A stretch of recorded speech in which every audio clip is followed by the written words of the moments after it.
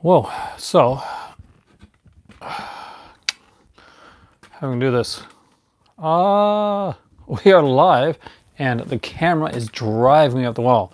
So we're gonna move it over here tonight.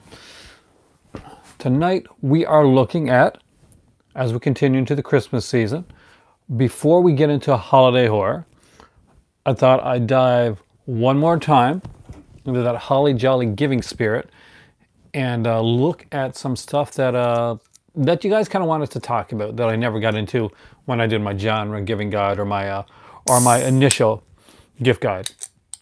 So we are going to look into some more of the I guess what you call them in some cases some of the more prestige ones, like a little bit of Criterion, a little bit of Eureka, a little bit of BFI. Put in some stuff that I really do think that belongs in everybody's collection. I maybe do some talking, depending on how many people we get in there tonight. Tonight, I'm going with Fanta Grape, which, unlike the crushed grape, actually kind of tastes like grape and doesn't get overtake your taste buds. Still, though, completely missing the bubbly. So while I'm at work tomorrow, I'm probably going to drop over to Walmart and pick up a case of bubbly so that I'll have it here for my next video. So people that are missing the bubbly in my videos, don't worry, it is coming back. And let's see, there's something annoying me a lot. I'll be right back. There's no one here yet anyway, so we'll see how this goes tonight.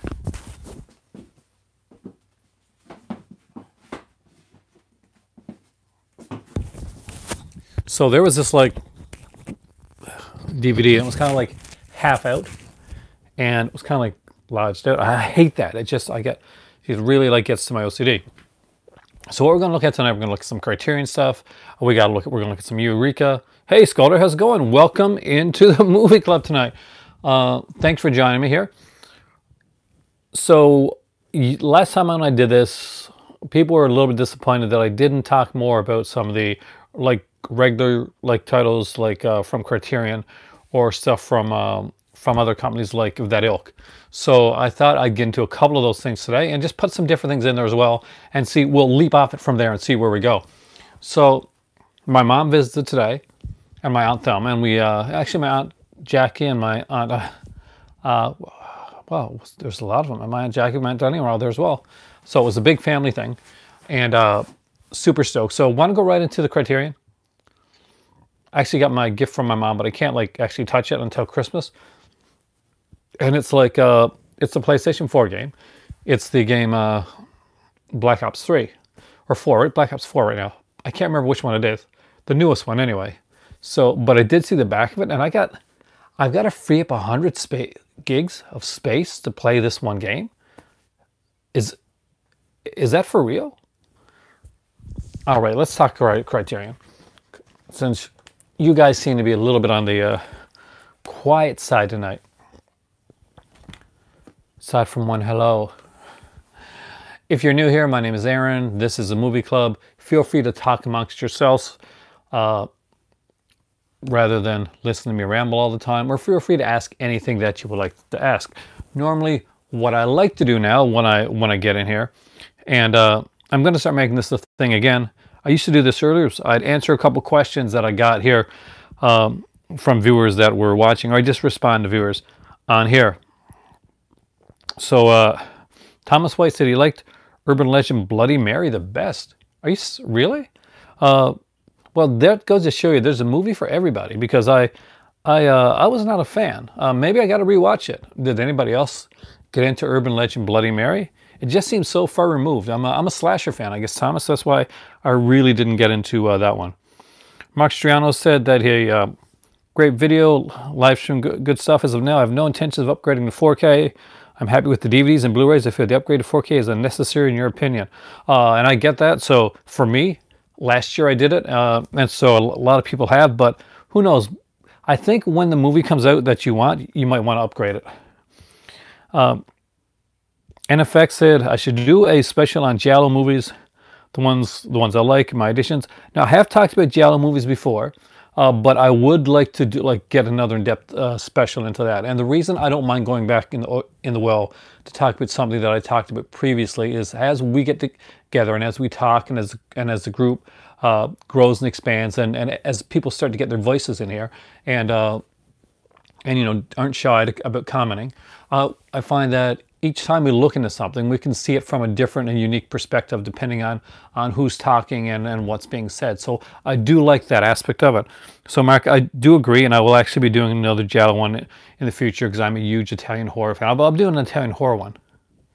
Hey Andy, how's it going? I'm doing pretty good. My family visited today, so was pretty stoked about that. And in fact, also just got 5 Easy Pieces. Nice movie. That is a fantastic film. Now there's one that's a great Criterion if you want to get it for your collection. There's the BBS like America Lost and Found set. I don't have that one yet. I really need to get it, and it is a fantastic Criterion box set if you don't have it. Now they put some of them out on their own, like 5 Easy Pieces, got its own Blu-ray, and it is a tour de force of a film. It's one that I love more than you can imagine, and you have no idea how many times I bugged my better half by reciting the chicken salad sandwich like the diner scene, because I really love Jack Nicholson, and I think that's one of his best films. Another fan effect here, basically saying that he just bought Scanners and he loved the addition of Scanners. I do too, and Scanners is actually really, really cool. What's my thoughts on the film and the Criterion edition of Scanners? I'm a huge fan of Scanners. It's one that I've liked for a long time. I've mentioned on here before that I'm a huge fan of the actor Ludo Grande, who was the guy. Whenever you hear about Scanners, you usually think about the bald guy that's head explodes. Yeah, that you see in trailers and movies and stuff like that. That's hey Savannah, how's it going? That's actor Ludo Grande. He's a Canadian actor, and he's done a lot of stuff. Most near and dear to my heart is a show called Seeing Things and King of Kensington. Mark Stewart said that the 4K for the Fog is incredible and definitely worth the upgrade. So I would definitely. All right. Now Sculder here, that's you, dude. Said you never got into Laserdiscs. Laserdisc was something that was not easy didn't have an easy entry point to get into, but now as a retro collector, it's a lot easier. Like if you can find a Laserdisc player, you can usually find Laserdiscs at record stores and places like that. That's where I found mine at for very cheap. So and sometimes you'll find movies and different cuts of films on there that aren't available now. Like for instance, if you want to see the uncut version of Scream, because yeah, there's an uncut version of Scream, and it's not on Blu-ray and it's not on anything yet except Laserdisc. That's the way you got to go if you want to see that one. And 13th Wolfman, who you guys all should be watching, just said here that you could have ordered stuff from Best Buy on the net. But the thing is, the net, I could probably ordered it and got it come to a Best Buy. But I was so pissed off that I just didn't want to, one, postal strike. Two, I didn't trust getting it at my Sydney Best Buy because I felt really burnt by the lady that worked there. But with that being said, you guys came in here to see some movies, to see a list, and I do not want to disappoint. Got 2 questions? Ask them right away. Well, I enjoy some refreshing Fanta. Man. 3 DVDs. Dazed and Confused. RoboCop. Oh, RoboCop and The Rock. And 1 box. I missed what the box set was. But you picked 3 good ones. Matthew McConaughey, Dazed and Confused. He's freaking awesome. Matthew McConaughey was awesome and everything. I did watch Venom, by the way. What's Black Label? Wes does OBI mean? What's Black Label? I don't know. You mean like a drink? And OBI? I also don't know. So I wish I could help you. But if anybody else here knows what Black Label is or what the OBI thing is, I particularly don't actually. When I think of Black Label, I think of alcohol. Like there's a Black Label alcohol here in Canada, I think. There used to be anyway. I'm not a big drinker. the occasional, casual drink here and there, but like nothing. And I don't think that's what you're talking about. So I really wish I could help you, Savannah. But those are two questions I cannot answer. If anybody else in the movie club knows what the heck that is about, feel free to answer. So I just picked 5. Something to do with movies? I don't know. Google. See, where I'm talking here, you can Google and you can tell me what Black Label is, because I'm actually kind of interested. So these are 5 Criterions that I do recommend, that I think should be in everybody's Criterion collection. And I've tried to pick kind of a cross section there for one, so it's not all in the same genre. So the first one that I decided to pick, and this was more of a recent one, and one that I hadn't seen that I actually really liked, is really visually stunning. And it was seeing the trailer that actually made me pick up this Criterion. And I think it's definitely worth rants. Oh yeah, really? So that's sometimes it's a rights thing where basically you can't get the rights to it anymore. There are like certain cartoons, like uncensored cartoons, that are still only available on Laserdisc and have yet to become available on DVD or Blu-ray. And when it comes to cartoons, you're better off looking for that Laserdisc because it's getting companies that put out like good editions of cartoon sets nowadays. It's getting harder and harder. Just look at the way that Looney Tunes actually had to cut off their Platinum series after 3 volumes. Unfortunately, that was the thing. And I was actually going to mention the Platinum series after, but we'll get into that. So Valerie and Her Week of Wonders. If you have not seen this movie, this is a gorgeous film. Oh, that is a good point, actually. Uncompressed sound. I hadn't even thought about that before.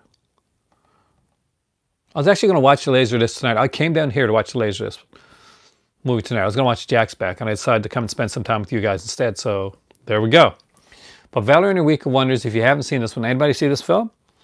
This is actually really, really good. And it's not a long film. It runs at 76 minutes long. It's definitely more of an artsy film. This is from Czech. It's a Czechoslovakian film. And great features on it. We got like 3 early shorts by the director, Jamal Jerez. New interview with Czechoslovakian film scholar Peter Hames. Interview with the actors from the film. I'm not going to butcher their names. Alternate 2007 psych folk soundtrack. I haven't actually listened with that to the film by the Valerie Project, with a new video piece on the music's origin. That actually sounds really interesting. So this is the inside of Valerie and Her Week of Wonders. And if you have not checked this out, go look at the, not right now, don't leave me now, but eventually go look at the trailer for this film and see if it's something that actually intrigues you, because I think it might. I hadn't heard about it.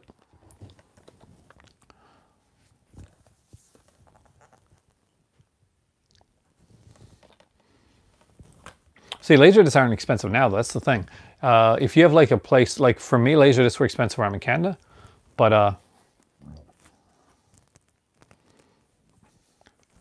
and Laserdiscs were the preferred viewing of, like, even after DVDs came out, Laserdisc was kind of the preferred viewing for, I'm way more confident now than I was back then. Thank God, or this would not have gotten past year 1. But yeah, Laserdisc was the preferred viewing for like people like Roger Ebert. When he was watching, even after DVDs came out, he did actually did have a Laserdisc system set up in his in his movie studio, which is really, really cool. When the early days of watching that stuff. So next up is one that is kind of a pseudo documentary with a bit of a twist, with some falsifying it put in there. You got to find out the documentary parts from the false parts, and that makes it even more fun. And you probably know what it is already, and it's by Orson Welles. And that is, you watch some of my old videos? I apologize for my old videos. F is for Fake. And this one is really, really good. If you haven't seen it, go in fairly blind. Like, don't go in knowing a lot about this one. There's some great features on there as well, including one called Orson Welles' One Man Band, a documentary about all of Orson Welles' unfinished projects, all the movies that he didn't get finished.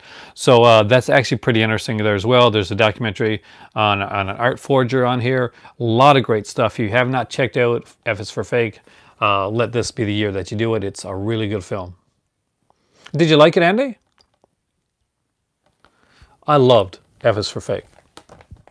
And I loved the kind of twist that, you know, that happens later on in the film. I thought that was well done, and a nice kind of like a sly, like kind of wink and nod. Yeah, it is, and it's really different. It's not something that I think so. 4K, man, you should be doing some of these here, like scholarly like videos. Do some essays on, because you know your stuff when it comes to when we're talking about like when we're talking about audio, when we're talking about like the actual technical details of it. Watch 4K stuff, but I recommend in the new year 4K, if you want to do something as a resolution, do some neat kind of tech videos. I really think that those go over well. I know that I'll definitely pimp them for you, and I'd be really interested in hearing them, because you come off as extremely knowledgeable, more so than me, and that's not hard, but you know, still you really do actually. No, in all seriousness, I would love to see videos like that. Now, as for a good like dramatic film, you cannot go wrong with Black Narcissus. Now, this is a Powell and Pressburger film, and as you guys know, I'm a huge Michael Powell Pressburger fan. This is probably my favorite, and you know, that's a lot when there's movies out there like The Red Shoes and you know, so many that they did together. This is not usually the favorite by most, but I really recommend it. It's a really well done film. It's beautifully shot. It is fantastically acted. And there's one girl in here, one that plays one of the nuns, and she is just incredible. She basically, somebody somebody in this film loses it, like literally like loses it without giving anything away. They lose it, and that madness is portrayed magnificently in Black Narcissus. So if you haven't seen this one from Criterion, I do recommend you pick it up. Oh man, but Arrow, you can't go wrong with Arrow. Arrow, I love Arrow stuff. More people should get into, just look at, you know, I mentioned recently, the Kozlowski one, the Decalogue. Definitely 110%, get the Arrow version of that. To Be or Not to Be, by Ernest Lubitsch. And it has Jack Benny and Carole Lombard. I think Carole Lombard's last performance, so I remember this correctly. This I picked up on a lark. I did remember seeing it. I think I'd seen it once years ago, and I had no really like strong feelings about the film one way or another. We sat down and we watched this one, and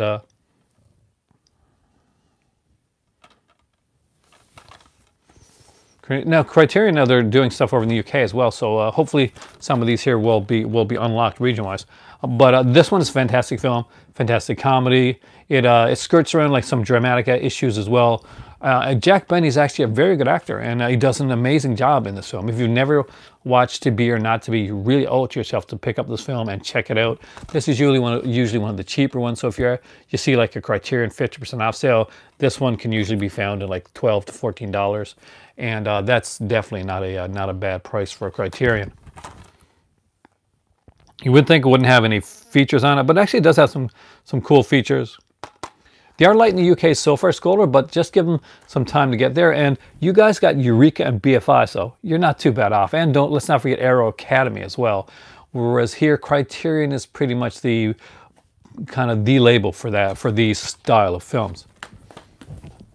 Now, last but not least, I wanted to give like props to an Anthony Mann film that I watch fairly regularly. Actually, I'm not quite sure what it is that I love about this film, but I'm a Western fan, and I'll probably talk about this one when I do my live stream with Jace, and that is The Furies. I'm a huge fan of Barbara Stanwyck. I love this movie. I love the way this was done.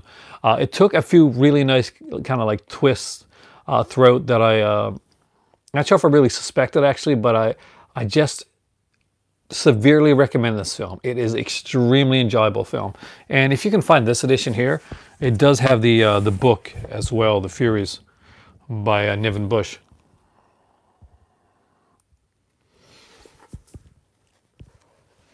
The Rock. It kind of freaks me out that The Rock is a Criterion like release. Kind of like when you think about like there's some like the Michael Bay's Armageddon like came out for Criterion. It blows my mind sometimes that's actually that Michael Bay has Criterions dedicated to him. Not that they're bad films per se, but they are for what the Criterion label is or was originally supposed to be. It's definitely Armageddon. See, I had Armageddon at one point. That was probably early on. Probably might have been my first Criterion, even before I really knew what Criterion was.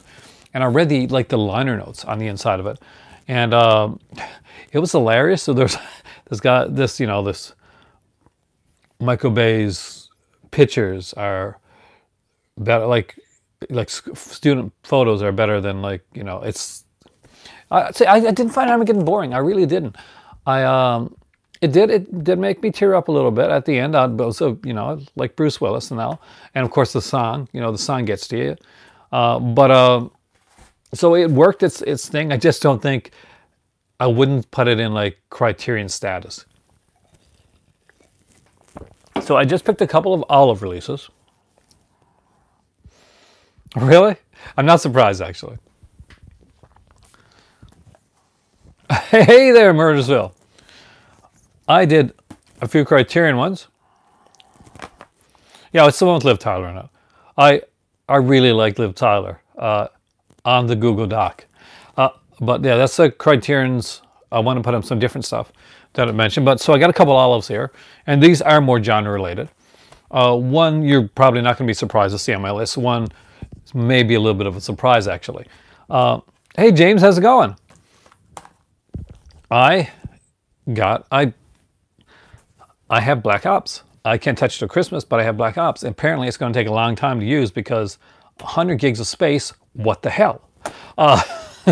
So, Night of the Demons 2. So, I did dig the original Night of the Demons. I liked it a lot. I got the Scream Factory edition of it. I was really surprised that Olive was the person that put out the Night of the Demons 2. And I actually really do like Night of the Demons 2. It's not Night of the Demons. It is in no way Night of the Demons. K for Cinema HD knows his Laserdisc stuff. See, 4K, here's the thing. When I did my Laserdisc video, my haul video, I was like super stoked about it. And it's my lowest watch video in the last like 2 or 3 weeks.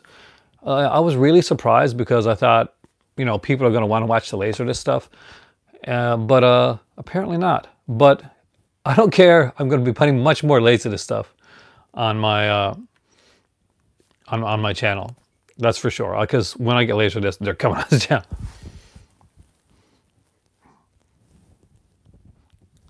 King Kong's a classic Savannah. Unlike, the Peter Jackson one, which was pretty horrible. But Night of the Demons, if you haven't checked it out, on Olive. The only thing with Olive is that they can be pretty expensive. So you've got to look around. You got to kind of budget shop sometimes with Olive releases, because sometimes they'll have like a movie come out with like no features on it, and it'll be like $30, $35, at least here in Canada, right? Yeah, definitely shop around. But this is actually a fun, like cheesy little film. If you haven't checked it out, Amelia Kincaid is back as Angela, and again, on Newcastle with this, we got Steve Johnson working on the effects here. So definitely worth checking out. Night of the Demons 2 from Olive. I haven't seen the TV cut of the 1976 version of King Kong since TV.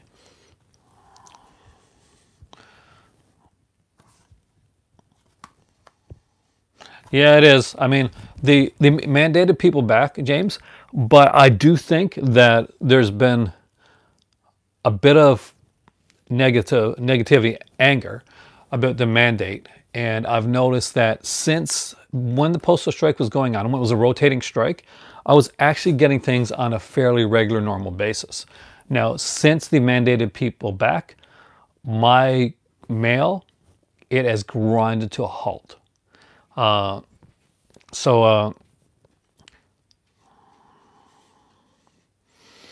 It is insanely frustrating.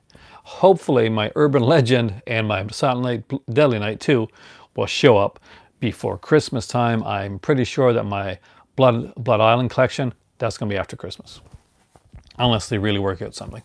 So this one here, look familiar? Breeders. Oh no, there's the 1976 version he's talking about, Savannah, is a much longer TV cut of the film. That's not available actually. It's just the theatrical cut that's available on Blu-ray for the 1976 one. So Breeders, again, this may look familiar, but this is fun. Like, this movie is a ton of fun. Is it a good film? I'm not saying it's a good film. Is it a fun film that you watch more than once? If you're like me, you probably will.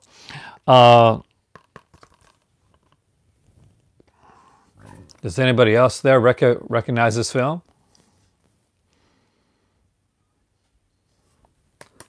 It's fun. If you've never seen it, it's really fun.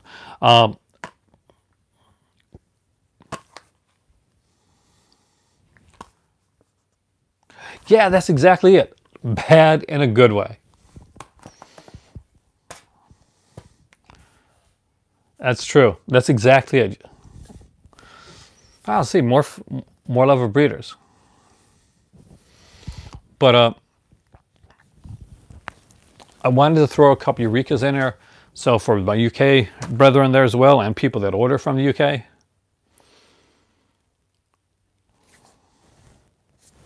Fall version of the box. Are we talking about the King Kong here? The original King Kong is a classic. And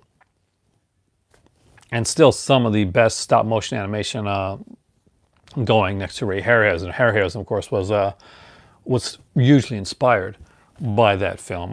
You know, the 76 and, you know, the other two films were like were fun. The second one not as fun, but the first one was fun.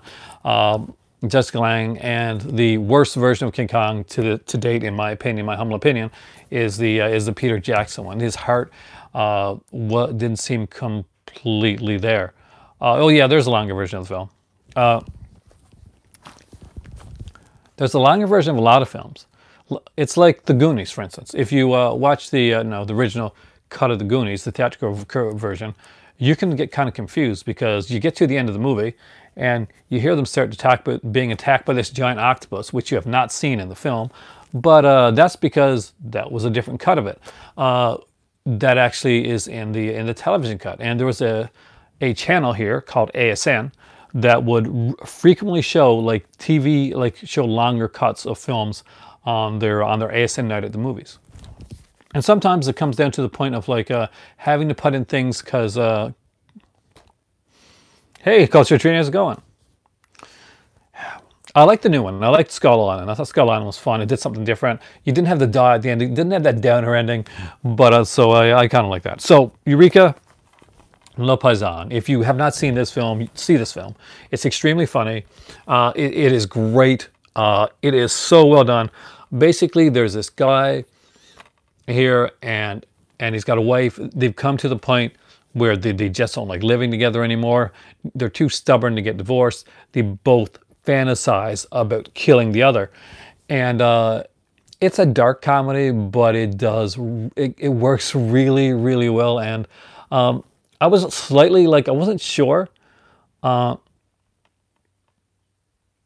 Oh, this is a great one, Scholar. This is a fantastic film. And I think Criterion put this one out as well. So either way, whether you live in the UK or you live here in North America, you can get this film, and I strongly recommend it.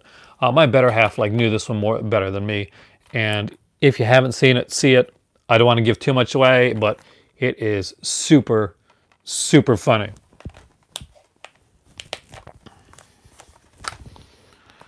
Next up is a Clouseau film, man. I'm a huge Clouseau fan, like Diabolique and Le Corbeau. Oh, 2010, nice. I like to see your Criterion, your Eureka collection. I've only got a few, and I love Eureka. I find that their cases are so colorful. They look so good in your collection when you put them together. This one here, The Murder Lives at 21. Again, a simple film, nice, easy premise. Loved watching it. Watched it, really enjoyed it. And then my better half said, "But have we watched that one?" And so we sat and we watched it. She'd realized she'd seen it earlier, but had forgotten the name of the film. But we really enjoyed this one. It's a fun film. It's kind of light.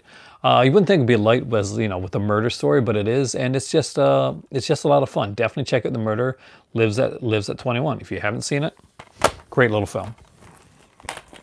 I want to give you guys some different stuff because everybody can give you whatever the latest thing. Well, not everybody. People with better skills, better like practices than me will give you the new stuff. I would give you like just some older stuff, some different stuff to look into, and some fun stuff to grab. Ganja and Hess. Still to this day, I did a review of this film with my better half. She stayed off camera because she doesn't like going on camera. This is still one of my favorite reviews that I think I've ever done on my channel, and I do consider one of my better ones. If you've never seen Ganja and Hess, I really do recommend it. This is a really good. I hearken just to call this a regular blaxploitation film. This is really well done. It's a really smart film, and if you have never watched this film, watch this film. Oh yeah, because in the new Superman 4, you get to see the other Nuclear Man, right? Because you don't get to see him at all in the theatrical cut. Well, there's like a first Nuclear Man before we get the second one. But yes, Ganja and Hess, 110%. Recommend this strongly. Got a great booklet on here. It's a DVD Blu-ray pack. If you've never seen Ganja and Hess, check it out. This is a fantastic blaxploitation film. And it's more than a blaxploitation film. It is a great film. I really like that. The remake, not sure, but definitely check the original. Now, if you want a more kind of like a lighter blaxploitation film, it's still one that's kind of fun and really well to really well to do. Really kind of a cool one. It's Sugar Hill. So Kino with Sugar Hill, and I got to talk about a couple things that got announced, by the way. Recently. So I got some well, you've probably already heard the announcement, but I want to talk about my feelings on a few announcements that got made this week. And of course, if you don't have this one, why don't you have it? It's Fright Night from Eureka. This is great. This is definitely the best release of this. Twilight Time put out a release of this one. This tops. I've got the Twilight Time release. I got their big like anniversary release. But this one here is definitely the best that release of this film, bar none, to date. And the features on here are incredible. The best, of course, is the documentary You're So Cool, Brewster, which is actually on here. 146-minute documentary on Fright Night. Definitely check this out. This is a fantastic release, and if you don't have this movie, it would be an excellent thing to open up at Christmas time, and you will definitely thank me for it, because this is hands down the best modern vampire film that has been made. Yeah, I know there's Lost Boys and there's Near Dark, and those are all great films, but nope, Fright Night wins it. I'm sorry, Fright Night wins it. In my not so humble opinion, Fright Night, best modern vampire film ever made. And guess what? No vampire sparkle. Not that there's anything wrong with that.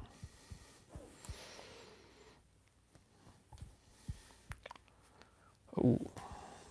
Now, I just wanted to put in one more Eureka, and this one, like, they put out a whole big set in Criterion, but this is the first Eureka set that came out, and I wanted to talk about this one just for a second.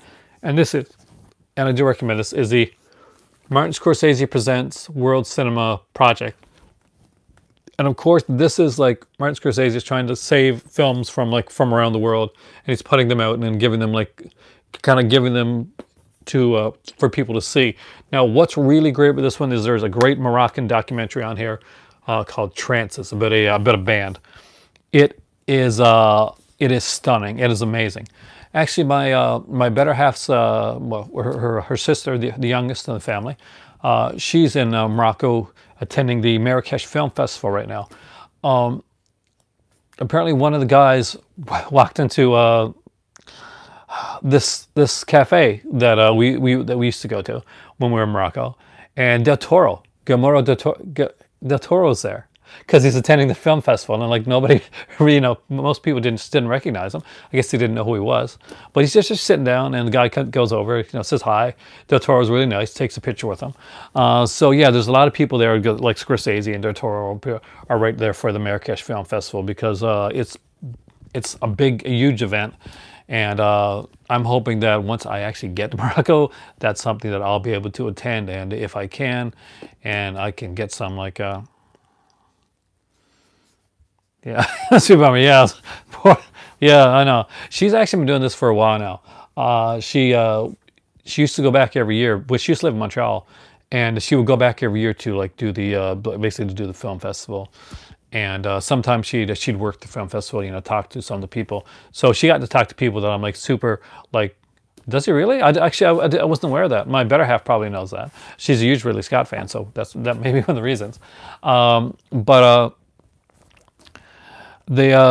she's gotten to talk to people that I've only dreamed to talk about. You know, she spoke with Scorsese, and she spoke with, you know, with people like that. She's seen Will Smith and all those guys up there.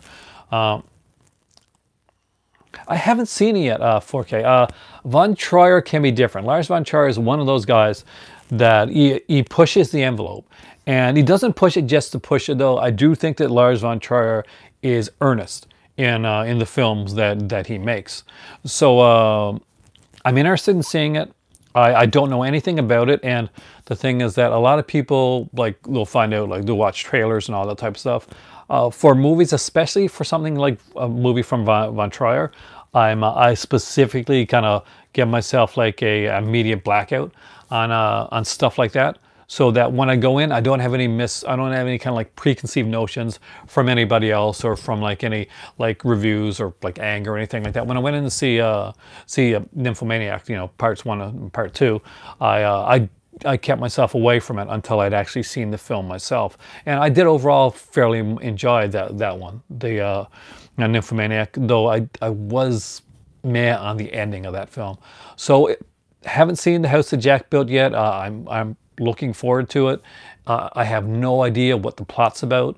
I just know the title, and that's the honest to God's truth for me when it comes to The House that Jack Built. I know that somebody said, I saw a thing on Facebook that the thing said, you know, Von Trier gets in trouble, or festival gets in trouble, and I didn't press on anything. I didn't want to read anything. I said, okay, I want to see this myself and see if I see anything that actually makes it seem like oh, this is troubling, or this more like hyperbole to kind of like to push a film.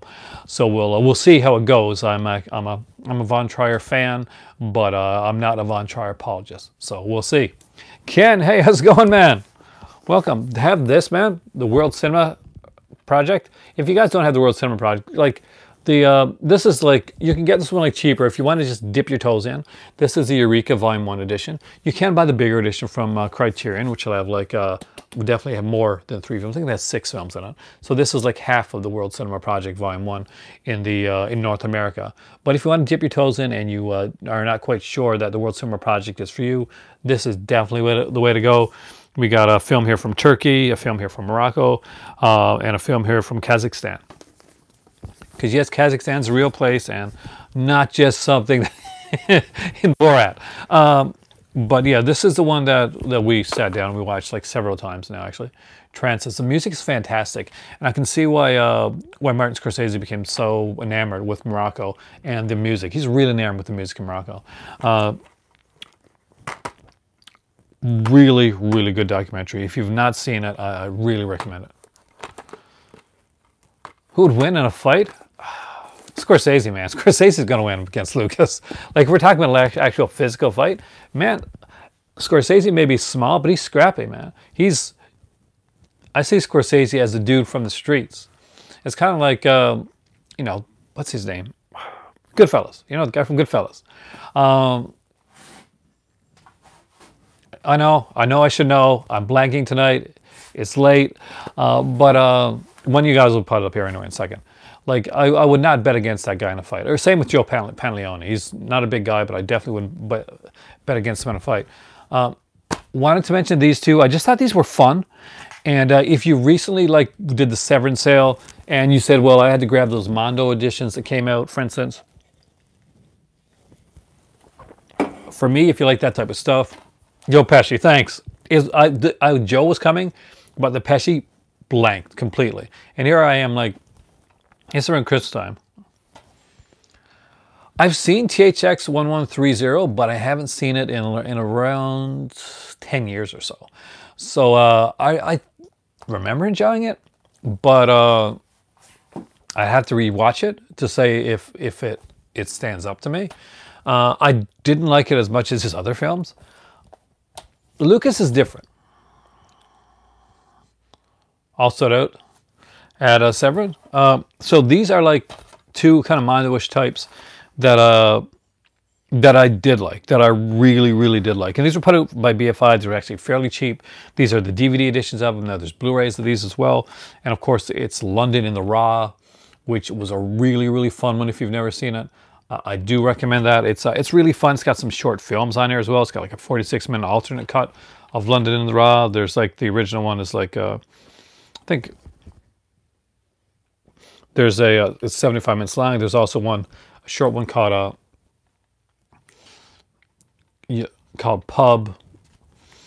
There's Chelsea Bridge Boys, which is another short film about biker gangs, and there's a short film called Strip about a strip club in London. So just some really cool, different stuff. If you want like kind of something unique and different to put on some night, or something you can put on almost kind of in the background at a party type thing, you can do that with that, and with the other one as well, Primitive London. So, hey, Cuba Glover, how's it going? Once Upon a Time in China trilogy. Probably, yeah. I'm a fan of those films, and I don't have them in my collection. So Eureka looks like the best bet for getting those, and I'm a fan of the stuff they're putting out. It is actually. This is part of the Flip Side range. When I was over in London, Murdersville, we're having the BFI Film Festival at the time. So if you went to like a FOP or an HMV, usually like FOP especially, they'd have like a bunch of like 2-pound or 3-pound like DVD versions of like of these movies right at the counter. Yeah, Deep End, exactly. Deep End's my favorite. Oh, it's definitely bootleg. That movie's not been released on or available on in any format that as of yet, right? Like not legitimately. But yeah, Primitive London, again, another one of the Flip Side ones. With, you know, again, has a bunch of documentaries on there. And of course, English and French versions for people that are francophones. So I wanted to put in some different stuff, some stuff that did make it on the list, or just some kind of like interesting stuff. So, oh, I would buy that. I'd buy that for $1. I'd buy that for way more than $1. Caligari. I don't have Caligari in my collection. I got a cheap version of it, but I don't have like a good version. So I definitely need that, because I know they put it in edition before. I don't have it. So I'll wait now to get the big like 100th anniversary edition. So Capra is somebody that I usually think about during Christmas because of It's a Wonderful Life. And I wanted to say, and I don't have It's a Wonderful Life in my collection. I really got to buy that one actually. But one of my favorite Capra films of all time is this one here, and it's a good time to watch it, to be honest with you. And that is Mr. Smith Goes to Washington. I do love the Capra collection. I love the way these digibooks are done. What's really good about this, it's got a fantastic feature-length documentary on Frank Capra called Frank Capra's American Dream. It has like Frank Capra Jr. Remembers, conversation with Frank Capra Jr., just some really neat stuff. And great. Yeah, Alpha videos were like that, Cubicle. However, they didn't have like really great editions of the films, but they had such colorful covers that most people didn't mind. You'd get all these like, now when I had my videos like down here before, the alphas were right around here. Like, well, you can't see my hands out of that frame, but like within hand level, and I'd be able to reach them. But I do have a few alphas over there, and the covers are always really colorful and really fun. I was always picking them up, and I was always like disappointed most, like 90% of the time with the transfers. But I keep them because one, it's still better than VHS most of the time, and two, they just had really cool, like really cool covers there. So definitely Yeah, exactly. I don't think that's fair. Uh, what's wrong with having like kind of an upbeat, kind of like hopeful look on society? That's what's missing right now. Unfortunately, we need more of the Capra-esque type of thinking. Now, these two I don't think are available to. Well, they're not available like. Well, yeah, they're probably still available to buy. It's just that unfortunately they're not always easy finds. Maybe you guys can let me know. But now Scream Factory is putting out a new edition of this. But this is a fun little edition. And that's right. That I really, really enjoy. And this is Dracula Prince of Darkness. I will probably still buy the Scream Factory edition, but this is the Millennium edition. So Millennium was a company that they got bought out. They started to do like a Hammer series of films, and they did these Hammer Collector's Editions. There are only 2 of these made. I'm going to show the other one now in a second. And they had like great features. You get like a World of Hammer episode on here, a documentary on here, Back in Black. You get a commentary. What was also really cool about this, and I'm going to open this up and show you guys. So anybody that's kind of new here and has never seen this before, it's actually kind of cool. So you open it up, you get this. And what is this? Well, it's some cards actually. Some so I just give you like an example.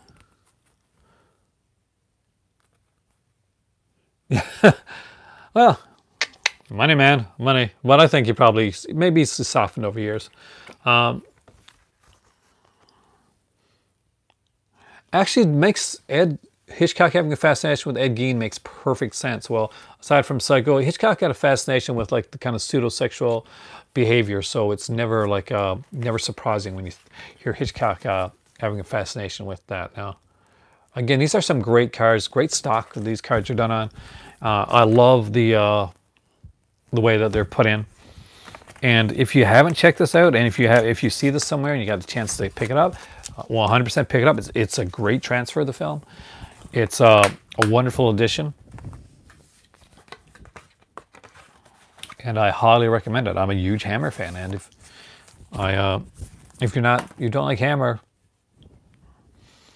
oh, this came with this one here. This is the Millennium edition of Dracula Prince of Darkness, 13th Wolfman. Millennium, which I was actually just talking about, is a company that unfortunately got bought out. So the Hammer editions that they were putting out got canceled after only 2 releases. The other one is this one right here, which I'm going to show you right now. And that is Frankenstein Created Woman, which I think is an underrated Frankenstein film. Yeah, that's Sid Haig. I met him. He's Sid Haig. He is pretty much exactly what you expect Sid Haig to be like. He's actually a really nice guy. When we missed out, we had to go to do something, so we missed out on getting when Sid Haig and Doug Bradley were doing like the pictures. That we missed out on it, and the photographer was like, "No, you know, it's too bad you missed out," that type of thing. But but Sid Haig and Doug Bradley got us back, and they took a picture with us together. So that was actually kind of cool. Was he really? See, it's been a long time since I've seen that. So again, I'll show you this one, because this one too also has the yeah, he is actually a really nice guy. He's exactly what you think he's gonna be, isn't he? He is Sid Haig. He is totally Sid Haig. Oh yeah. Now this is Frankenstein Created Woman. Again, I'll show you the cards that come with this one. I actually think they're really cool. So and I do apologize there. So this is the poster.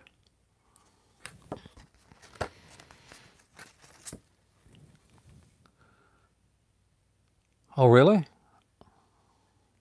I'm not sure, but when they discontinued a lot of the stuff that they had wanted to do, like these here collector's editions and stuff like that, I was actually very disappointed. I kept like waiting to hear more about like the next one coming out. I remember finding out on a forum or somewhere that the company had been bought out. What's my favorite release of the year? I will tell you that when I do my favorite release of the year video. Well, I'm going to do a top 10 list type thing, so don't worry. I'm not ignoring you or not. I'm sneakily putting it in for later on in the year. So But I will say that there is an indicator release that's definitely one of the tops, if it is going to be one of the top spots. And I think you can figure out what that is. I'm going to talk about that afterwards, Murdersville, actually. I'm going to talk about the new ones coming out. So there we go. I love these here. I love the cards that they did. I think that's fantastic. They put them in this here. They didn't just like put them on their own. They gave them actually like a solid like envelope to put these in. Folks, you may be right.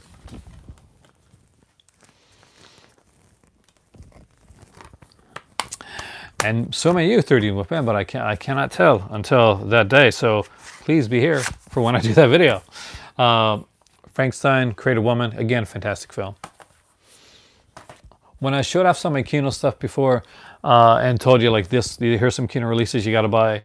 Here's one that I didn't show, which, yes, definitely. Elsa She-Wolf for the SS, 100%. I want that set. I want a new release of that, man. That's a favorite of mine. Super cheesy, but I love it.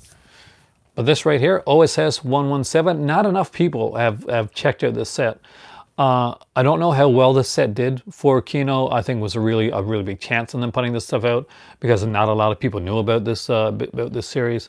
I strongly recommend it. The set actually goes on sale quite a lot, and it's one that I would have in your collection. The first two films, the characters played by Corinne Matthews, and you guys don't know I'm a big Corinne Matthews fan. Now in the third one, then we get who plays him in the third one again? What's his name? Frederick Stafford plays him in the third one and the fourth one. And if you ever want to see what John Gavin and John Gavin, a lot of you guys are going to know. We just mentioned Hitchcock. John Gavin, of course, played Loomis in Psycho. So he was often on the short list for an actor to play James Bond. He was always on that short list, but never actually made it. So if you ever want to see what his James Bond might be like, yeah, exactly, Caesar and Spartacus. Thank you very much. Get the OSS 117 collection, and you'll get to see what John Gavin's James Bond would have been like. The first Corinne Matthews one is in black and white. Only $200. Well, rush out. They're putting out a regular edition of that one, thankfully. So it's kind of ridiculous that things go up like that. He did. Gavin has an interesting history too behind him, so if you want to Google him. My Black Friday started out pretty crappy. 13th Wolfman, as you saw in my first video. And if you saw my second Black Friday video, it ended awesome. I ended up getting some MVD Rewind titles. I picked up John Gavin. Yeah, I think is Gavin passed away now? I think he is actually, which is kind of sad but true actually.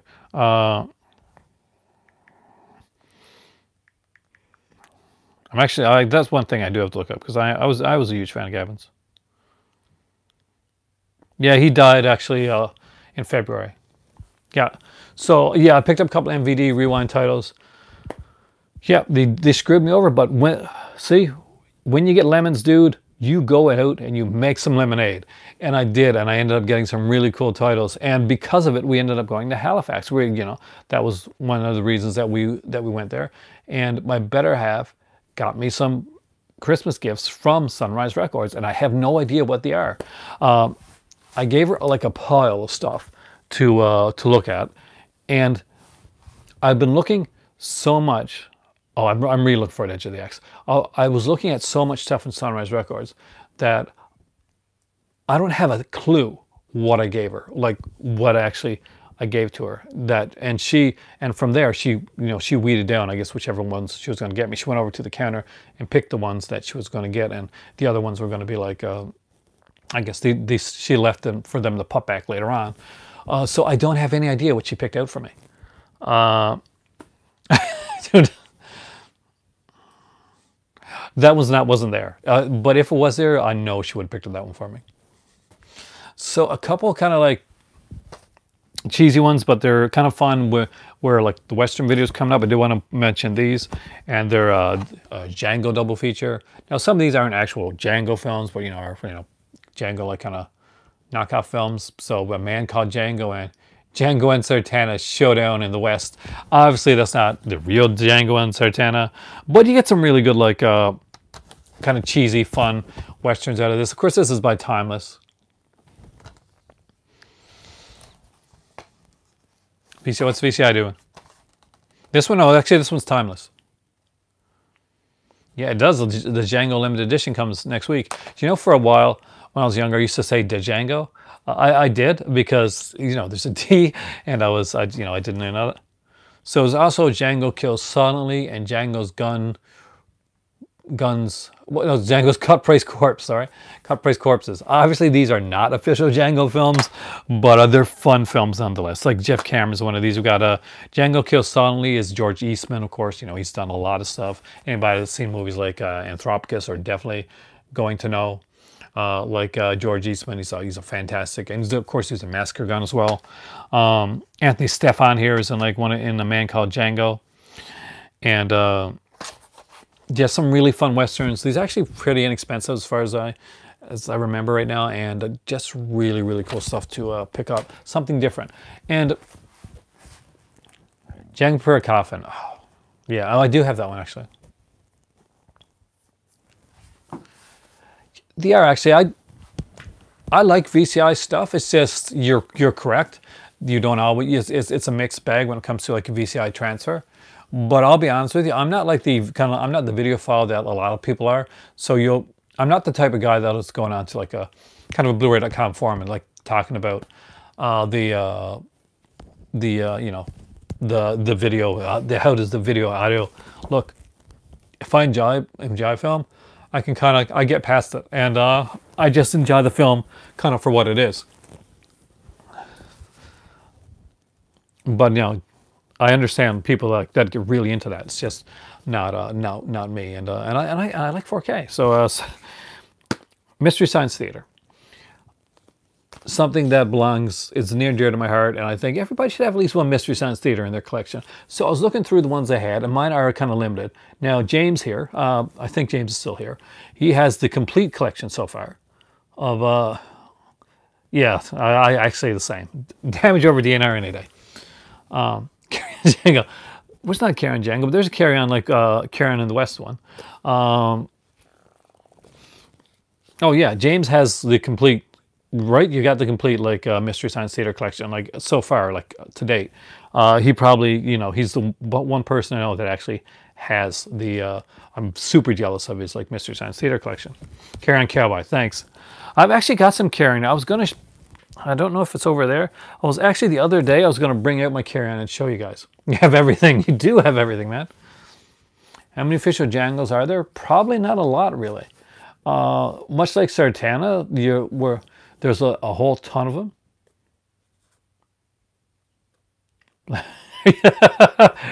Is that another joke one, Ken? Surprise Xmas? Yeah, I figured it was.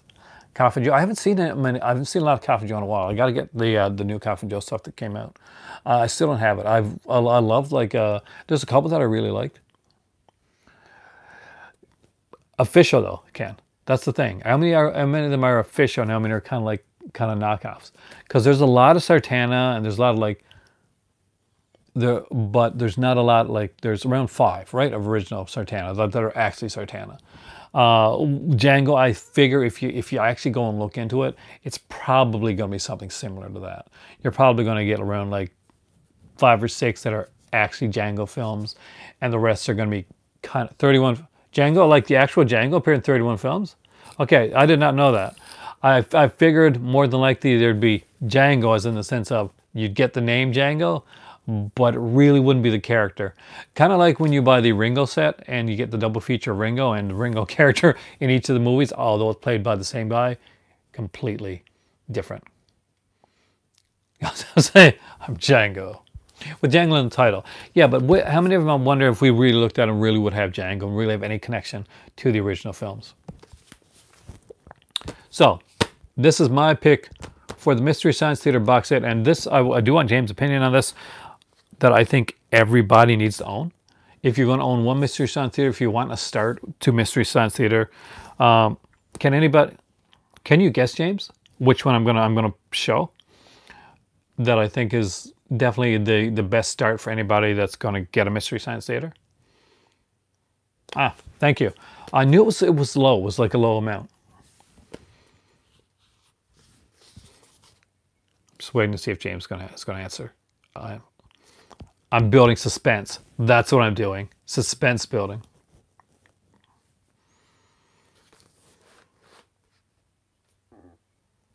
James is like on the spot. I'm sorry, James. We'll do that to you.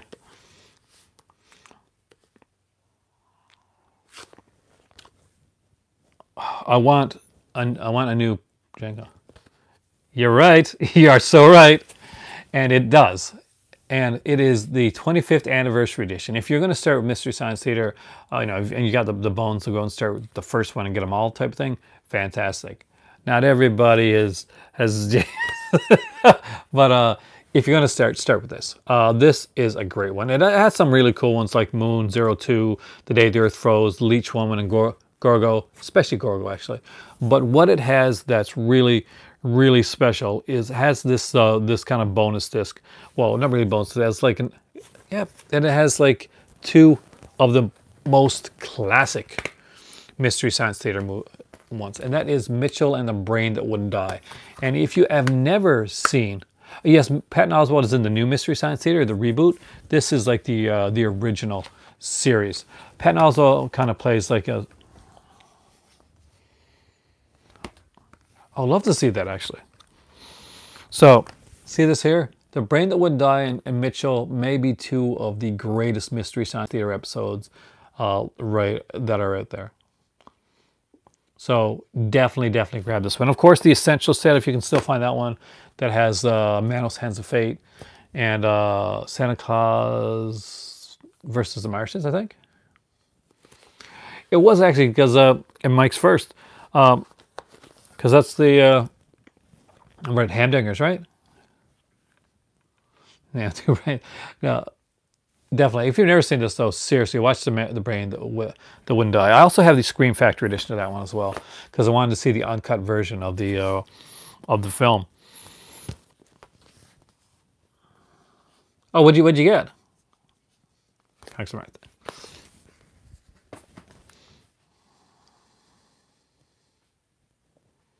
Joe Don Baker is Mitchell. Just Italian horror. Oh, cool. Now I really want to know. So what'd you pick up in Italian horror?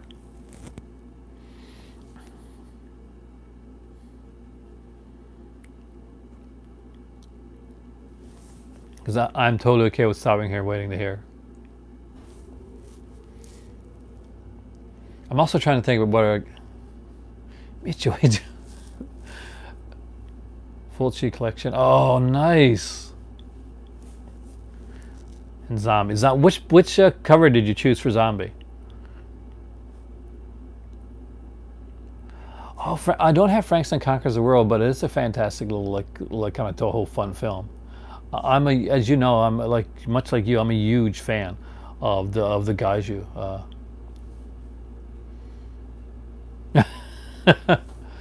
It's the. There's two. There's one. What is that? It's not the Incredible Two-Headed Transplant. That's another one. But is it the Two-Headed Transplant? Because there's two, right? There's one where with Ray Milland, it's kind of rapey. It's not with Ray Milland, it's kind of rapey. There's another one. Picked up the the two-disc edition from. That's what I got. Like I've got like the one that came out from 88 Films, I think.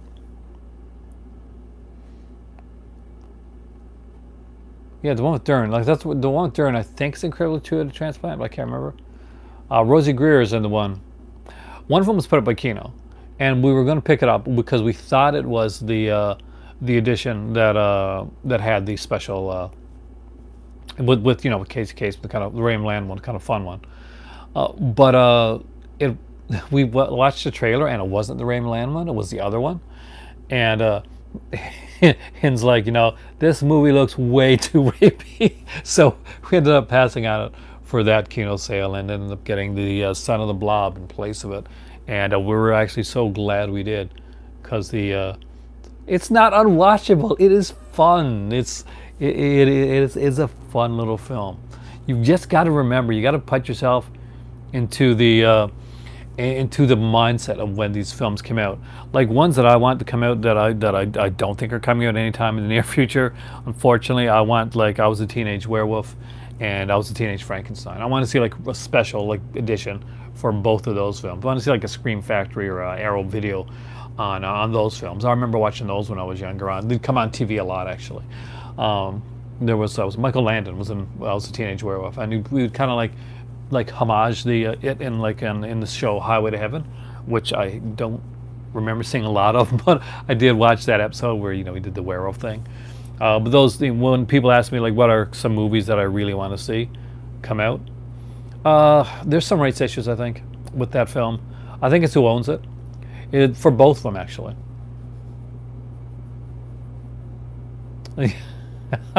Fade to Black. I heard Fade to Black it's rumored to be getting a release. That's what I've heard. I heard it's rumored to be getting released. So with that being said, you guys asked me early on about the announcements that came out. So there were some Arrow announcements, and they were great, but the Kino announcements just blew my freaking mind.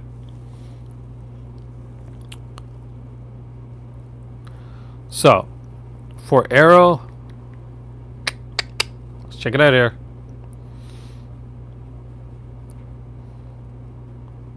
I'm kind of curious what people thought about the Arrow announcements. So I'm just going to list them here and tell me, you guys can tell me what you think. So the recent Arrow announcements were Before We Vanish. Thing with two heads. Oh, thank you. I knew it wasn't like the Crib 2 transplant, because that's one we almost picked up. Climax. Audition is coming out in North America. The Fifth Chord. Those aren't new. The Emmanuel movies coming up from are the older ones, actually. Yeah, that is Takeshi Mikai. I'll get to that one in a second. And Horror Express. I actually really want Horror Express. The Possessed, which apparently Ken let me know was a giallo, and I didn't realize that. So I now need that, because I really do think that they do like a lot of great stuff when it comes to the giallos, and they're putting it looks like Heather's. It's coming on Prime Video. Early giallo from '65. So yeah, I'm really into the early giallo stuff. But Kino's announcement was about, as it was just mentioned, it was about the Emmanuel films. So the ones they're putting out are not the newer ones. It's not Hammer. I don't know if it's Amicus either, to be honest with you. I think it's maybe Tygon. I'd have to look. I do apologize. But the three that they're putting out, the three Emmanuel films, I will check after before James, are Emmanuel, the original 1974 one, with Sylvia Crystal, Emmanuel 2, again another fantastic film, and Goodbye Emmanuel, which is of course Emmanuel 3. So those are the three original Emmanuel films, and yes, the original Emmanuel films, aside from just having an amazing historical significance, I do think had some decent story to them for the type and style of film that it is. And I don't think, I know some people are going to definitely disagree with me on this, but I don't think Sylvia Crystal could be beaten in the role of Emmanuel. I think that she is, to me, she is Emmanuel. There were others, but oh yes, I want the Hammer Shaw Brothers movies, but they weren't Emmanuel. They were pretenders to the throne.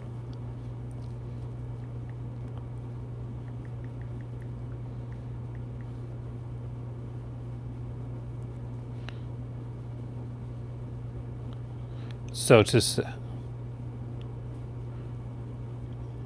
put this out. I'm trying to find out something here right now. So you guys talk. Keep talking.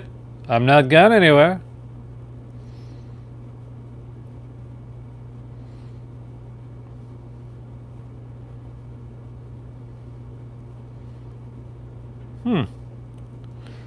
I am not quite sure who put Horror Express, but it it wasn't any of those other companies.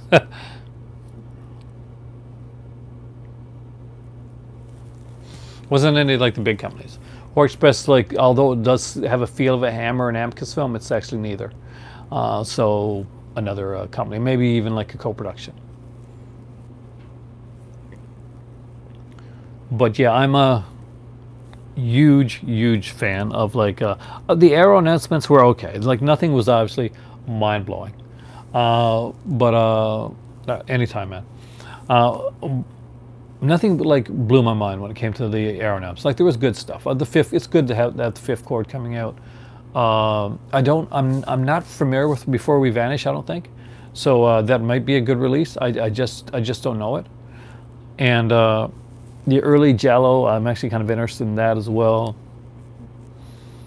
Like they always can't have like be like we hype ourselves up for the the monthly releases, but not everything's going to be a Candyman or a Creep Show or Critters or like a It's Alive box set or something like that. So it's interesting to see what does come out there, and in that stuff. I'm actually super interested. There's so many like those releases too that I want to get. Twilight Times, they're good. I mean, like I'm not gonna lie, Twilight Time do put out quality releases. I do think that a lot of times, exactly, because you want those months where you're going to save some money, James, where like they're good releases, but hey, Benny, but they're not something that you're going to want to buy on like you're okay waiting out for a sale on it. You're not going to have to grab this. This month's not going to break the bank for you. That's always a good thing. Always a good thing to have okay releases. Oh yeah, RoboCop.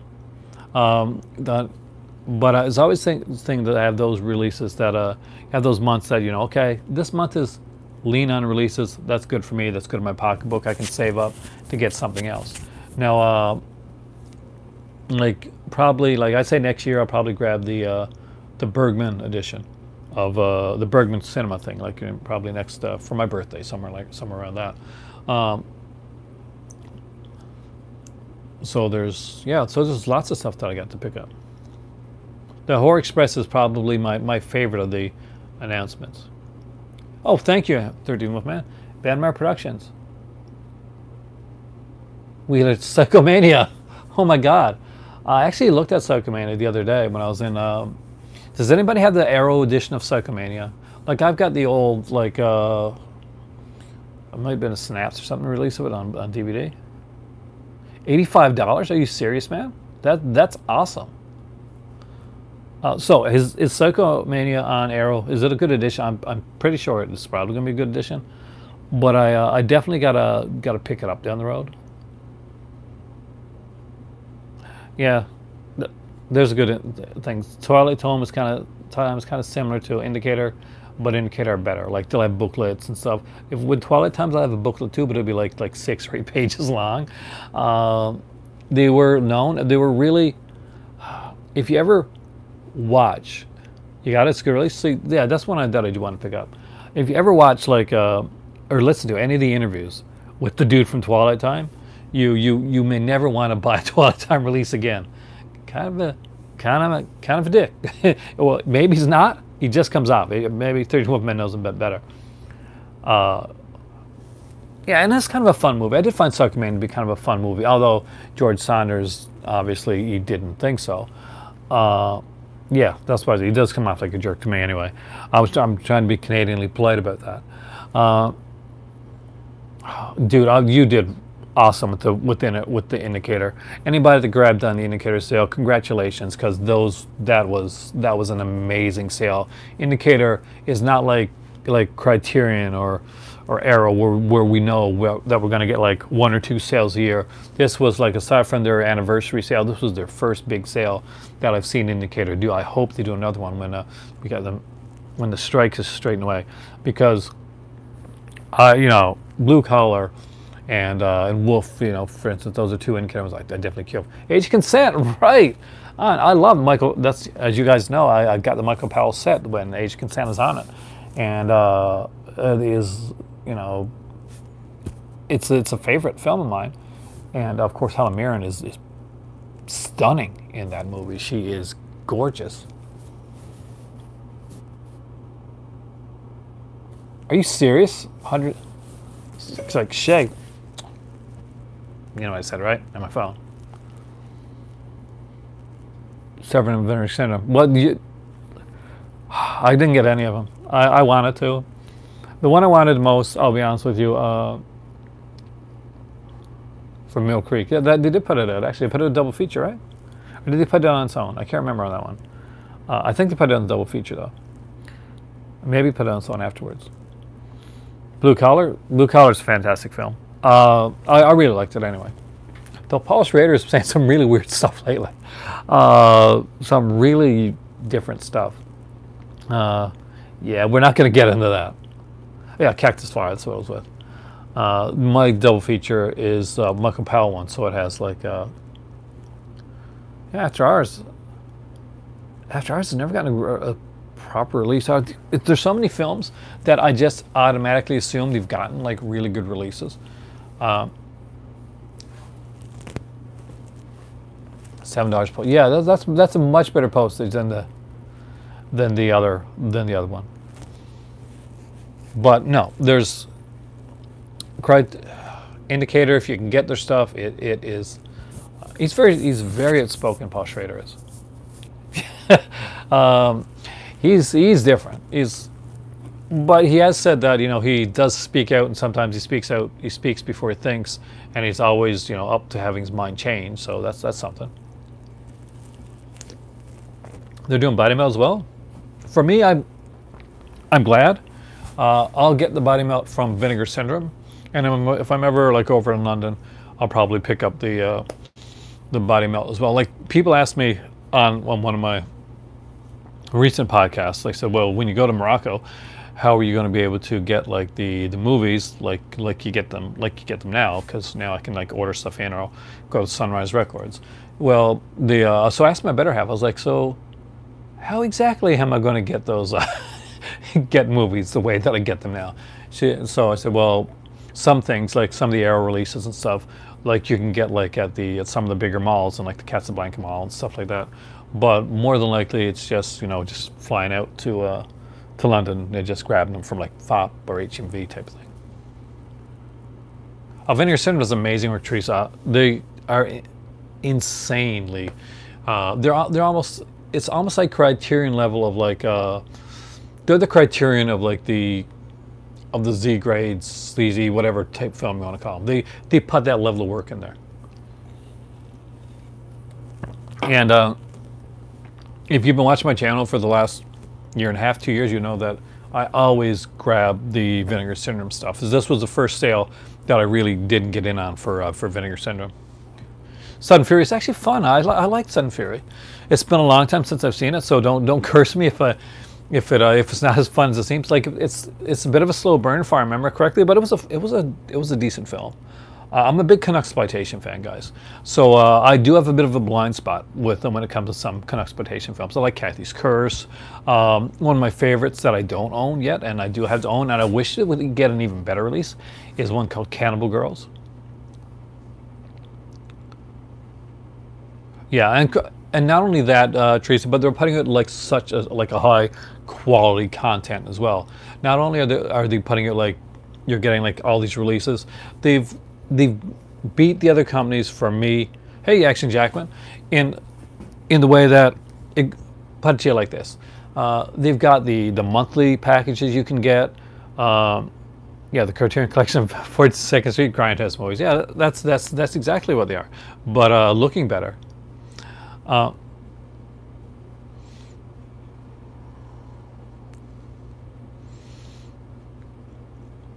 No, I actually haven't heard anything else on those Godzilla movies. I know that is definitely, if those Godzilla movies drop in March, like, forget the Bergman. I want those Godzilla films. I really do. So if they put out a massive Godzilla set, I definitely. I think that some of the stuff behind the scenes has made Scream Factory definitely seem like they've gone down a bit. That being said, this year alone has been one of my most like after like kind of falling out of favor with some of the Scream Factory releases, I found that this year has been a particularly good year for me personally, with releases that Scream Factory have put out. They put out a lot of stuff that I really wanted, and I may not agree or be okay with some of the with some of the business practices that are going on right now. I try to keep an open mind and just try to I'm not behind the curtain, but I do love the company. I do love the stuff they put out. I may not love what they personally do behind the scenes, and especially if they screw over like the little guy type of thing that I'm not cool with. But I do like the company. Oh, are you serious? I would love the Vanessa Del Rio box set, because 4K, I know who Vanessa Del Rio is. So yeah, I'm not the I like all of the Vinegar Syndrome stuff. You know that. $80 for Nightbreed? Remember that video? That video brought me so much attention. It did. It was like one of the. I guess it was a start of like my rant on Scream Factory for Nightbreed. Yeah, I'm not sure if you guys saw that. Like, I'm sure like Ken obviously saw that. James, I think you're around during that time. Yeah, that got me a lot. Like, got me both positive and negative responses. And that movie, I'm not sure you can see, but right there. The movie that I ranted against is right there, exactly, in my collection. And not only that, but I got it from my oldest as well. Korean bootleg video. Which one was that? Is that the one where I thought I was getting Criterions? And I opened them up, and I'm like, is that the one? Memory Lane, right? But no, yeah, okay. I was so heartbroken, Ken. You have no idea. I was so excited. I was getting these movies, like, fantastic. I'm going to add it to my Criterion collection. I'm going to get some films I really want to see. Man with the Camera. I'll see all the features. And I'm like, yeah, this is fun. Mr. Jones got a release from Vinegar. It was getting a release from Vinegar Syndrome. That was a hard watch originally. I remember seeing it when I was younger. Probably too young for seeing that. And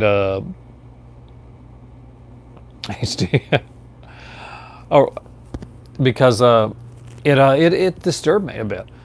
Because there's the suicide scene in that movie, Devil Miss Jones, which I didn't expect to see in that type of film.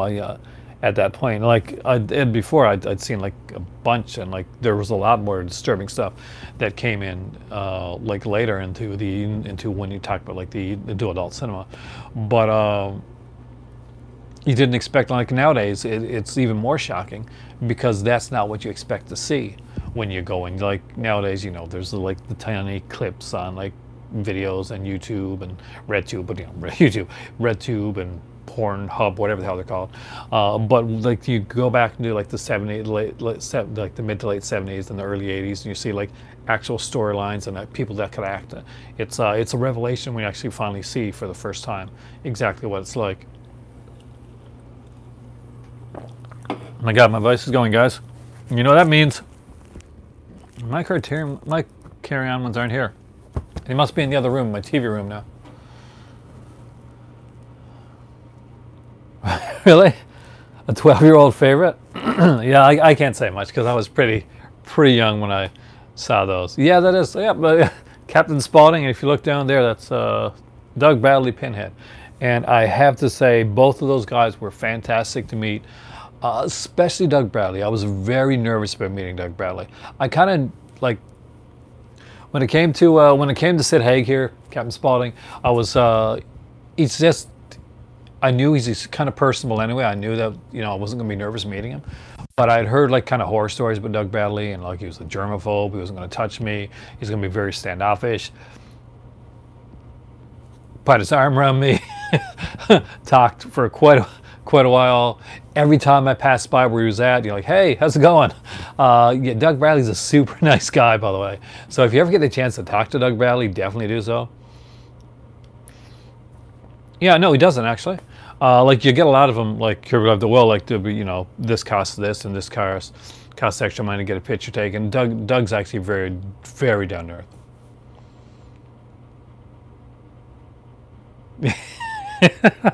Yeah, I remember the Criterion. I gotta watch that again. No, I don't usually watch my old stuff, but because it kind of like, yeah, I cringe a bit. I cringe a bit when I watch my stuff, but especially the early stuff. I try to watch some of the early stuff. Witchcraft Wrestling. Witchcraft Wrestling? There's a new Witchcraft movie coming out, isn't there? I gotta see that because they're so bad. I just love them. There's so much good badness. If you've never seen the Witchcraft series of films, oh my God. Doug Bradley does. Leaving the room during the video. No. Do I have all the Walking Dead limited sets? I don't actually. I've only got the first couple seasons. I got well, the first season I didn't get like a limited edition set. I got like original, just kind of limited edition, not like just artwork. I've got the one with the head, you know, the head one upstairs, and I have the you know the tank with, you know, with the zombie heads in the tank. And I've got the one with the tree zombie. So I've got those three, but I don't have the other ones. Yeah, I have watched Fear the Walking Dead. I've only seen the first season. I do own the first 2 seasons. I really like the first season of it. I was a big fan of the series, like out of the gate. I actually liked it better than that season that was on The Walking Dead, paralleled at that time. A lot of people have given up on Walking Dead. I think it's just starting to get better. It's a different time, man, when you, with the autographs and stuff down. And a pawn shop, Arrow. Oh, man. I remember watching a Cinema Sickness video, and because he's always out hunting, and there's like a bunch of Arrow videos, and I'm like, man, and he didn't pick them up. I'm like, you should have picked up the Arrow videos.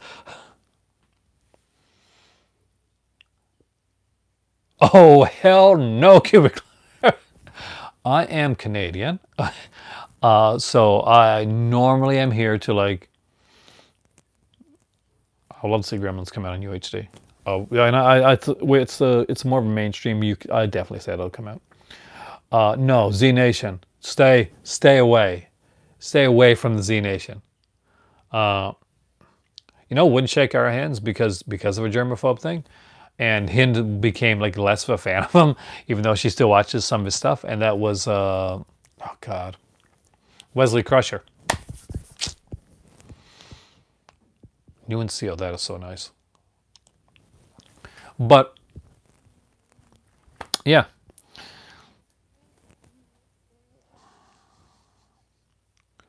you're not gonna. Z Nation is a TV show, Teresa, and basically it's like a zombie type thing, but it's done more lighthearted. You'll see some stars come into it, and you'll be saying, "My God, why are you in this really cheap ass TV series?" And there's a guy that's kind of a Barbie over Jello. He's got different tastes. You got like so anyway, Z Nation's got this guy. He's half zombie, half not. He's there with the group, and you think, I don't know, maybe you'll like it better than I did. I just really didn't like it. It's not in the, I would never, ever put it in like the category of The Walking Dead. The only similarity is that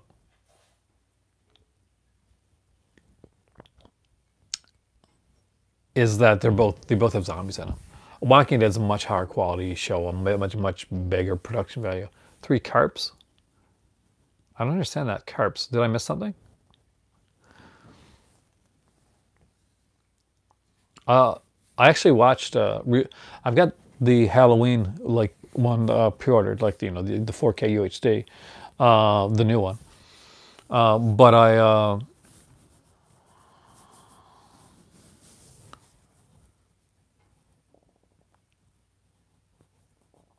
Oh, Carpenter Films. Oh, sorry. God. I'll give you 3. I won't say what my favorite 3 are yet, but I'll tell you what I will do. I hope not. I don't want Clan of Sev to get released. I don't think it should be. It's going to be kind of controversial. Mr. Dress Up series and DVD. I got like a Mr. Dress Up DVD. like 3 of them. But I actually talked about Victor Salva today with my aunts, and I said I hope that if there's one movie that never deserves to be ever released ever anywhere in any format again, it's Clown House. Because unlike where you can say, oh, we can, like some people say, we can remove the art from the artist and that type of thing. I get that. But when the movie is actually part of the victimization and you're literally seeing that, when you're literally seeing that, that you're seeing a kid that's being victimized on screen by these, by these clown people, and you're knowing that behind the scenes. Why would they release Jeepers Creepers? Well, it's after. Like, here's the thing, and the biggest way, like, I can say for this is, as far as I know, Teresa, nobody was like harmed on the set of Jeepers Creepers. No, none of the actors were like harmed or hurt or molested or raped. On the set of Clown House, they were. You're watching a kid that's being victimized at that very time. So the time when you're watching this movie, when you're seeing this kid in this film, he is at that present time being victimized, because I guess the best way by the director of the film that's making it. So I hope that explains it, why I would never want to see Clown House come out. Some people are like all for it and, get past it. I'm like, no, not that one. I can't. Some things I can give kind of a pass to, and, serve your time type of thing. Like, I don't have the support, but that's when I just, for the sake of like the kid and his family and like all the stuff that he's been through, no, let's not see that come out. I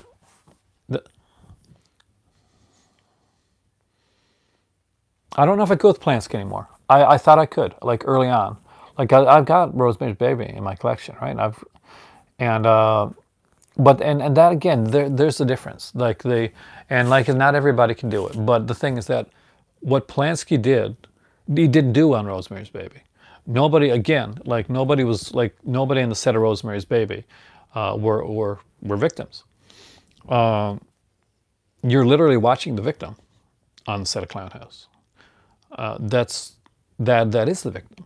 It's not the director did something off camera. This director is a bad person. I don't want to watch his movies type of thing. Or I'm going to separate the art from the artist.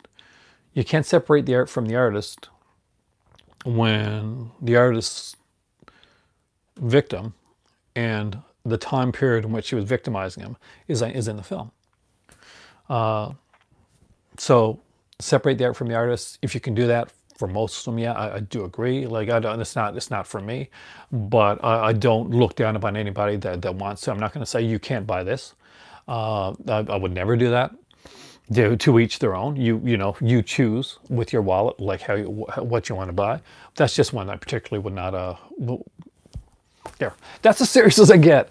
I do apologize. Whoa, okay, there we go. That's my seriousness for tonight. But I hope it didn't bore you guys with that. But that was interesting to say.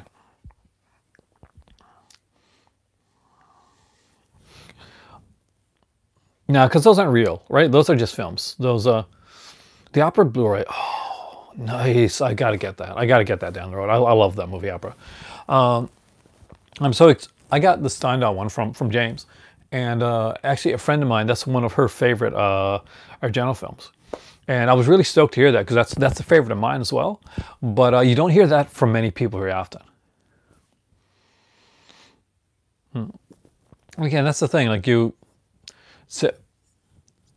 separating of the art from the artist and all that, but when it comes to that movie, no, that was happening like during the film. It was happening during the making of the film. Like he filmed it, man. He literally filmed with the camera that he filmed Clown House with. It's just like, think about that for a second. So, I haven't seen the new Suspiria. I want to see it. I don't think it can be Suspiria, but I don't want it to be Suspiria. There is only one Suspiria. as in like there's only one Argento Suspiria. I think it'd be interesting. It'll be an interesting like taking it. I know they've taken it in a completely different direction.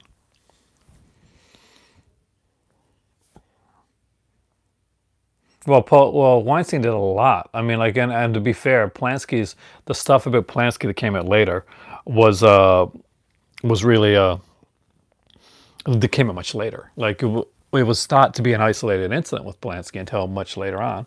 But when it comes to Harvey Weinstein, I'm not going to mince words. The guy's a monster.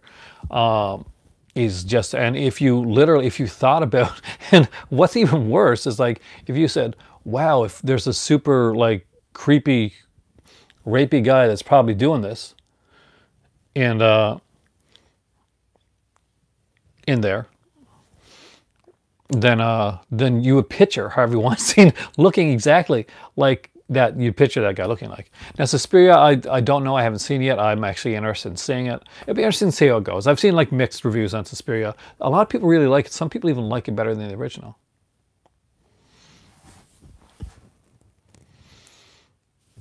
I think it is a very different culture, and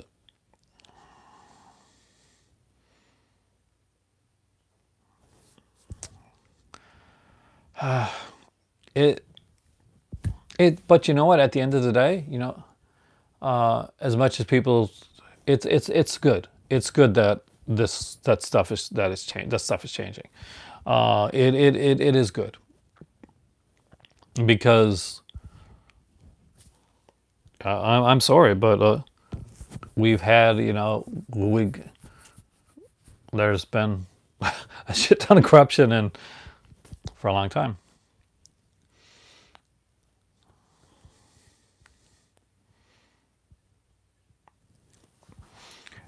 Zero General, I think everybody, I don't think, did anybody know that those weren't going to be? Anyway, back to the movies. Yay! Actually, guys, to be totally honest with you, I'm super, super tired. So, it's like legit, can you see that? 4:09, and I have to work tomorrow. But it has been a blast. I'm sorry that we went serious there for a bit. It doesn't hurt to go serious every once in a while, just for fun, to debate and play devil's advocate. Like, we don't have to totally agree on each other's opinions. I won't go talking politics or anything like that. But as long as it stays film related, it's okay to get into some different stuff every once in a while. But most of the time, guys, we're talking film. So maybe next time I will. Oh, you're off to HMV. Oh, dude, I'm so jealous. I'm 10:09 there. Oh, God, I'm so tired. Sorry. I'm gonna go before I get blabby. So thanks for watching, everybody. Thanks for joining me in the movie library. I am Aaron. You are the Movie Club, and each and every one of you are fantastic. Have a fantastic night, and I will see you guys very, very soon. And I've got to get my Carry-On movies out, because we're going to talk about Carry-On sometime soon, because that's cool. Have a great evening, guys.